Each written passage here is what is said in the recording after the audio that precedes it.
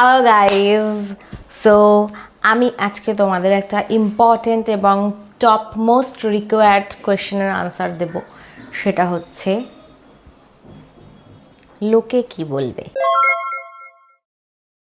কি ড্রেস পরবো, কি খাবো, কোথায় ঘুরতে যাবো, কি করবো, কি না করবো, সব প্রশ্নের সব কিছুর একটা কোয়েশ্চেন।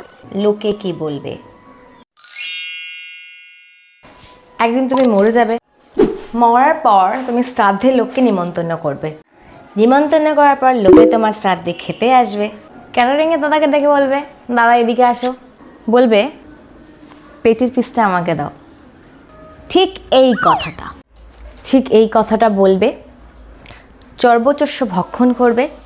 ভক্ষণ করার পরে মাছটায় নুন হয়নি, ডালটা দেখেছো, বাঙাল বাড়ির ডাল, সবই ঠিক ছিল, জলটা কেমন একটা যেন খেতে, ভাতটা শক্ত।